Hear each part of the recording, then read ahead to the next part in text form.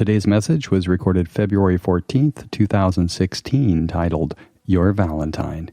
Subtitled, I Love You.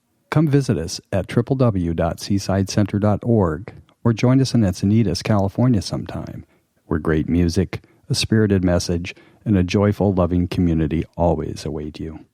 Feel the joy, feel the peace, and the comfort of home, 'cause all are welcome here. Yes, all are welcome here.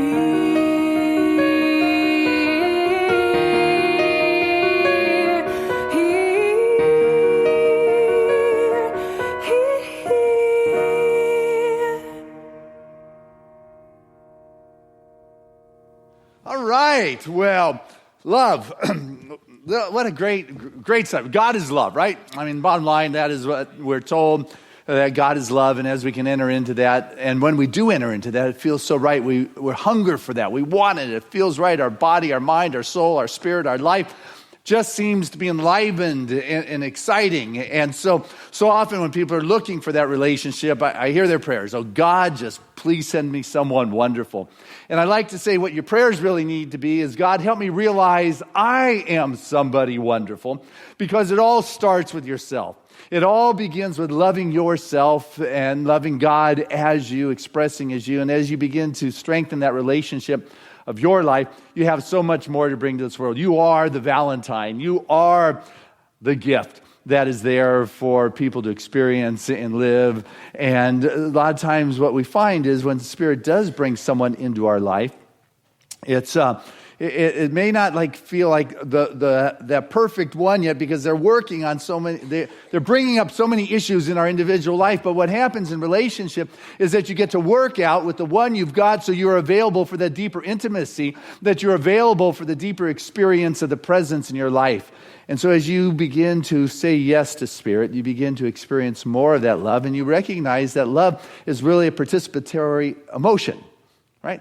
Love isn't something you conceptualize. It's something that you get to live. You get to be in relationship with another human being, in relationship with yourself, that you come to recognize and feel that there's something magnificent here, that God is here, that there's something otherworldly that is showing up here in this world, in this time, in this place, in ways that are magical. You know, it's easy to lose faith when it's not showing up, and it's easy to start begrudging yourself, and you start putting yourself down. What is it that I'm doing that's not working in my relationship, or it's not working in my life? I don't love myself, or it's not what. And what I want you to get is that those are just burdensome thoughts that you are throwing upon yourself. You've got to work with yourself first when things are not quite clicking just perfectly. See, it's feedback for you to take a look at and begin to recognize that, you know, it does take a little bit of action to gain the traction in your life. You know, I haven't always had this great faith as I move forward, but what I found is that I develop the faith as I move forward in my life. It's not always there in advance, but I'm willing to jump into greater honesty or intimacy or vulnerability or revealing of myself in the relationship that I find myself in. It begins with yourself, too. I mean, that's important. You gotta be honest with yourself. You know, not fool yourself, not give away to that power that's there, and recognize that your spirit is stronger than the fluctuations of your life, and that sometimes you just need to take a deep breath and realize, I'm going to breathe out that which I'm really not, that I think I should be or I'm trying to be, and breathe in that which I really am. That I really am to bring to this relationship, to bring to this life that I'm in. And relationships in life can be confusing sometimes. I get it. I mean, as confusing as a hair clog from Rapunzel in your drain. It's like I don't know how I'm going to get out of this one. But you will. You know, somehow Spirit moves in and clears up the clogs. But you have got to be willing to practice with the one you've got, beginning with yourself. Absolutely. It begins with yourself, with love, loving yourself. I mean, I loved what Reverend Lori read that I wrote, that love is the playground for your heart, for your soul. And that when you're in the presence of love, there is an enlivening and everything that seems to ache just seems to subside. All concerns seem to fade away, and that you begin to walk in heaven, and you're not concerned about the future. You're present. You're right there in that moment. But what happens is we get so caught up in our life with our concerns, with the images, with the way I'm supposed to be, with the perception of how I'm being with somebody else. And it can be exhausting. It's like the mind goes manic on you with thinking, and you're not fully present in the moment. You're thinking, you're espousing, you're trying, and all these things. And it reminds me of a fun story. I guess it can be fun if you weren't the person in it, but it's a Buddhist story, not more than a Zen. In a village, there was this one lady, and they thought she was possessed by an evil spirit. In the West, we would say she was manic because she was just espousing these obscenities all the time. Then she was talking about meaningless stuff, and her brain was downloading, and she wasn't sleeping at night. She was going on for days nonstop with all this expressive energy, and it was crazy. And the townspeople came to the Buddhist master and said, Master, she's possessed by an evil spirit. You got to do something. He said, okay, I'll tell you what, you go get her. And she asked some of the other monks that were there to dig a big, deep hole that was next to him. And the other monks, he asked them to build a big fire with a huge pot of water and start boiling that. And eventually, the monks dragged this woman that they felt was possessed to her, and they sat down, and the master tried to talk with her, but she wasn't really talking. She was still, espousing these obscenities and these mindless kind of things, and that were empty, didn't have much. And he finally said, heat up that water, get that water ever hotter, because what we're going to do is we're going to put her in this deep hole, so dig it a little bit deeper, get that water hotter, and we're going to pour this boiling water on top of her and bury her in that hole. And it was like in that moment, all of a sudden, she became present. Yeah, I was like, well, you know what? Maybe I can talk. And he excused the monks, and he sat there and spent some more time talking with her, and in the talking, getting to the issues and the things that were going on there in her life. And he told the town people that the fire scared the evil spirits away, but what realized is that instinctive self, that spiritual self, that which you really are, sometimes gets covered up by whatever it is that's going on in your life. And there's something inside of you that needs to be that catalyst to bring it out. Yep. What is it that's going to shake you to remember that love comes first, that you are the Valentine, and it is your relationship with yourself that comes first. So you have so much more to bring to the relationship that you find yourself in. And because when you're filled with all these thoughts or these fears, if you're filled with the fears and concerns of what others are thinking or how it's going to be perceived, where is the room for the love to be in your life? It's not there. It's like something doesn't fit quite right. And if you feel like you're a misfit in one place, it means you're a perfect fit in another place. And so that perfect fit is ever available to you. And so you begin to work ever more on the deepening of who you are by taking time with yourself. Which is why at the end of the day I like to lie down in gratitude and grace and just to kind of review my day and say, how did I love today? Where did I love today? Where did I care today? And begin to fill my mind with those places where I loved and I cared and I was in conversation and I was in relationship, because sometimes when you talk with another human being, you might have noticed that you're thinking about what you're going to say to what they had to say. And in this conversation, both of you are talking, but there's really no communication going on because you're not present. You're in your head because I'm going to figure out or whatever it is, but you're not fully present. And then there's other times when you're with another human being and you don't say anything and the communication is deep and it's profound and it's real because all the pretense has been dropped. You're not in your mind trying to get it right. You have breathed out all that which you're not or that you're trying to be. And you breathe in who I am in this moment. There's a a story of the three different people who heard about this wonderful water of life, the one that gives you eternal life and youth. And one of the men was a big warrior. And so he was sure that this water was a river that had its rapids and its torrents, and it was just wild. And so he got all of his gear and his armament, and he went and he was going to fight and battle and force this river, these rapids, to give him the water. And then there was this other person who heard about this, and she was an enchantress. And this enchantress was sure that it was a whirlpool, that it was a geyser, and that she could enchant it to give up its water for her to experience that.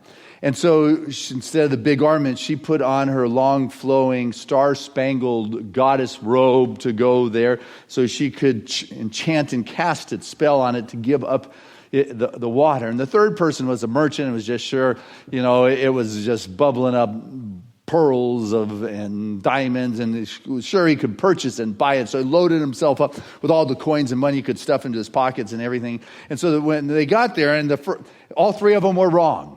It was just a little bubbling brook, and the warrior, was sure that he was going to be able to force it and couldn't do it that way. What they had to do was just bend over, but he was too full of the armor to bend down and just drink it. The enchantress couldn't lean over because she would get her robe soiled and it would lose its power. And the merchant couldn't lean over because he would lose all the money. And what they all had to do to be able to drink from this river was the warrior had to take off his armor. The enchantress had to lay down her robe. The merchant had to let go of all the coins. And all three had to stand naked before this fountain of life. We've got to let go of our garb and be exposed and vulnerable and naked with our beloved, with spirit, with ourselves, and anyone we might be in relationship with. To be able to be involved with that person is magical.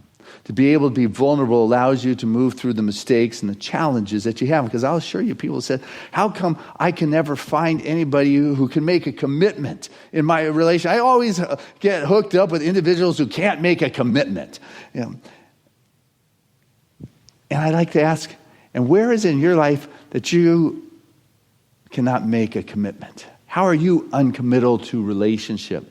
Where is it and how far is it that you can go before you stop?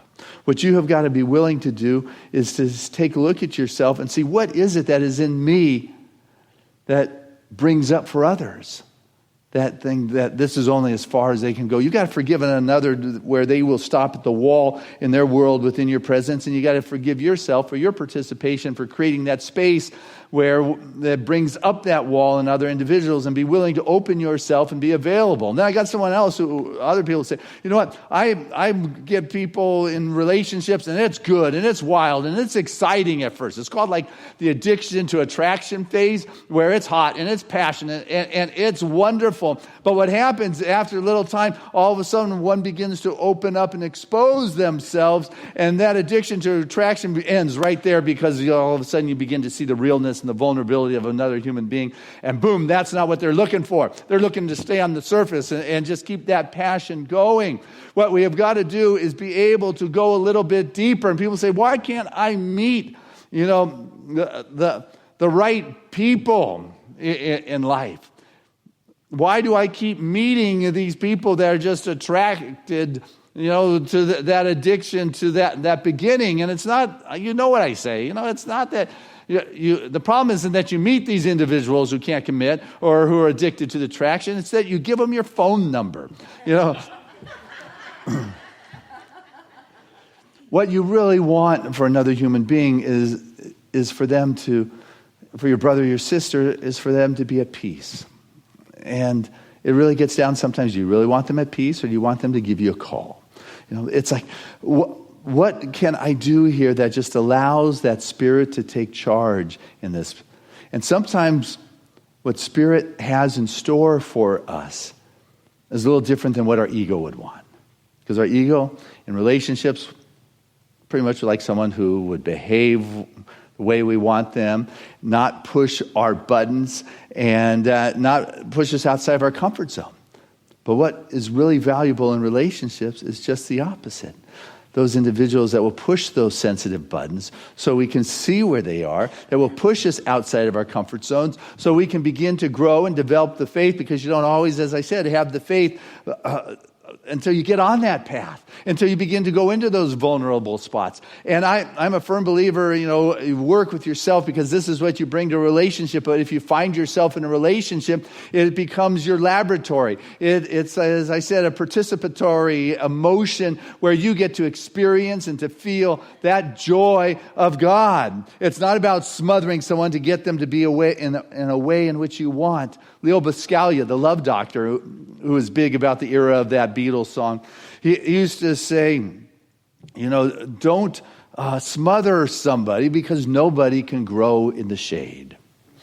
What you want to do is open up your heart. What you want to do is open up your soul and spirit so you can see other human beings for who they are, which is God, which what we know God is love. But people say, as soon as I understand somebody, then I'll figure out if they're worthy of my love. Well, I like to point out, not until you love somebody will you ever fully understand them. And so, find somebody and work with what you got. If that's your desire to be in relationship. I personally love relationship with my beloved wife, Callie. Today's very special for us. It was 24 years ago today, on Valentine's Day. We had just opened our new facility at the Del Mar Hilton. We got kicked out of the Del Mar Hilton, and we had 30 days to get a place ready, and it was on Jimmy Durante, right on the railroad tracks. It's really where things began rolling for Seaside. We opened the place. It was magical. Somebody in our community gave us this suite with a jacuzzi in the middle of the living room, and after Sunday morning, we went to the suite, and it was there in the jacuzzi. I took the red ribbon off that bottle of champagne, and I tied it around Callie's finger and asked if she would marry me. And she said, "I'll call my dad." So dripping wet in the jacuzzi, I'm talking to her dad. It all went well. But it has been magical. It has been growth. But one of the things about our vows to each other, and that's the thing, God has given us a partner in our life to bless our world, to enrich our world. But our relationship isn't just for us. Our relationship is to be shared, I believe. And in our vows, we said that we were, in our relationship, going to make a difference and continue to work on it and continue to keep it juicy. I mean, just this weekend, Callie surprised me with a Valentine getaway. We went up to Idlewild. Jan says, your neck of the woods, that Grand Idlewild Lodge. That's a nice place up there. But what's different now is that rather than being alone in our room, we have our 16-year-old son. So that changes the dynamics a little bit, quite a bit, actually, from the male perspective. But it's wonderful, and I've learned that, parenting is my spiritual practice, and being in relationship is my spiritual practice. And what I love, what's important is I've got to be willing to even let go of that which I am in love with, so I can be open to that love that is even greater that is waiting. There's an old Mediterranean story about old man who lived and was born on an island, and his family and generations before him lived on their homeland. He loved this, and he was getting toward the end of his life. He had his son take him outside, and he took some of the earth up in his hand and just held the island and his homeland in his hand, and he made his transition, and he died. And went to heaven, and the angels, whoever, was just happy to see him. And they invited him to come on, but he couldn't cross the threshold. They said, you got to let go of the dirt. And he wouldn't let go, because this is his home, his love, and his memories. And for years, he wandered around outside, and they came out one day, the angels, and said, come on. And they gave him some of the banquet in the trees or whatever, this one might say is there. And he wouldn't let go. And many years later, his granddaughter, who had grown old and made her transition and was now in heaven, came out to her grandfather. And her grandfather saw his granddaughter and just threw up his arms and hugged her, and as he did, he threw off the dirt, and with that, he was able to enter in. He found all the family and all the friends and the love in even a greater way that wasn't bound by the physical anymore. It was soul, it was spiritual, it was beyond description, but it wasn't until he was able to let go of that which he actually loved, which he just so was his heart and soul. And only in our life are we, when we are able to be present, because healing takes place in our life in the present moment. I mean, you can examine some of the mistakes you may have made in relationships or in love in the past, but you can't heal things from the past. The only place healing can take place is now in the present moment. And so our relationships are the place where we can heal and move on, because there's too many people roaming around and saying, I can't experience love. And I shared some of the stories that I've heard about that. And they say, well, because of what happened. And it's popular, and my inner child got wounded, and my parents. I like to say, just grow up, You're not a child anymore. You are a grown-up, and our pain doesn't come because of the love we did not get in the past. Our pain comes because of the love that we are not giving today. And to be that Valentine, you have got to be that expresser of love, that expression of caring, and that expression of joy.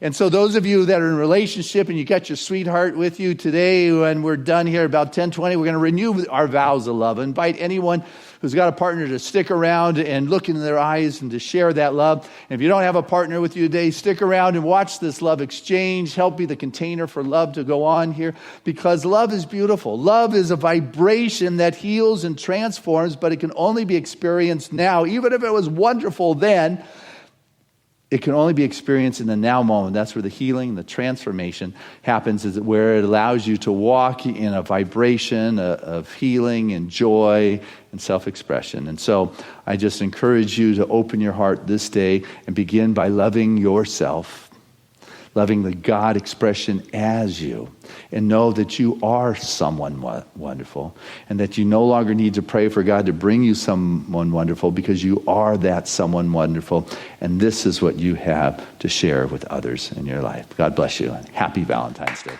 I love you.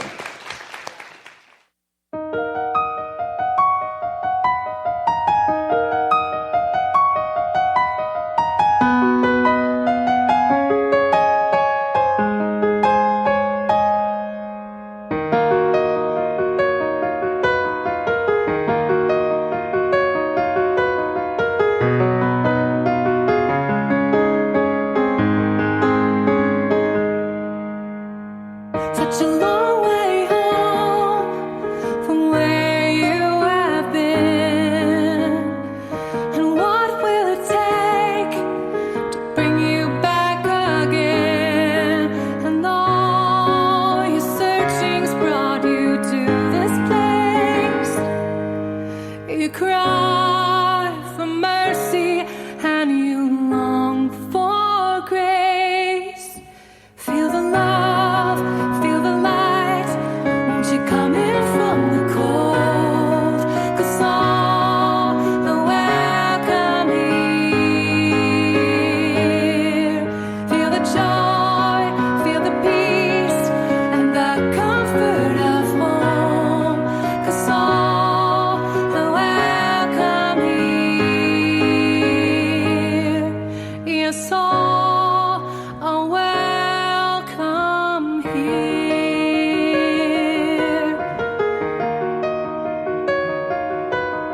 Can you hear the sound, the whisper in your soul?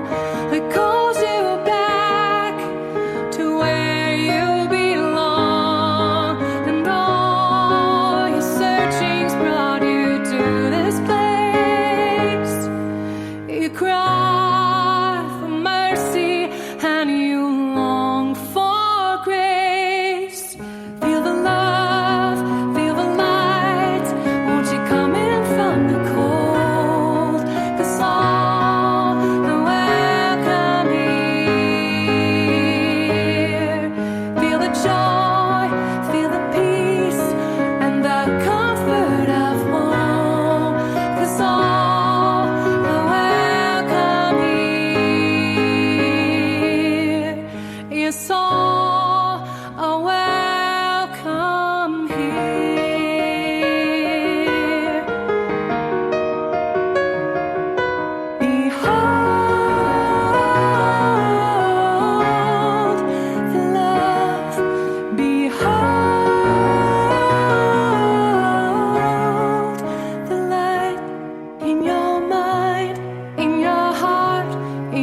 soul, in your mind, in your heart, in your soul, in your mind, in your heart, in your soul.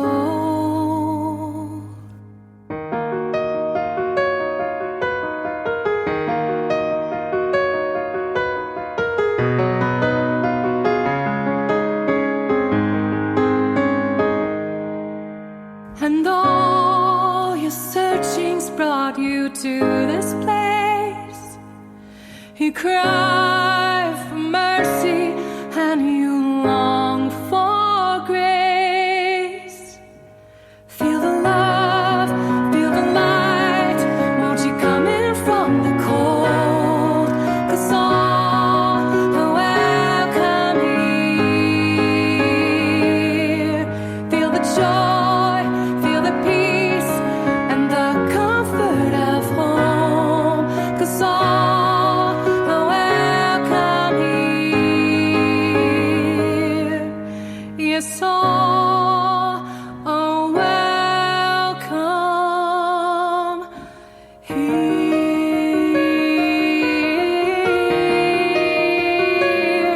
Here.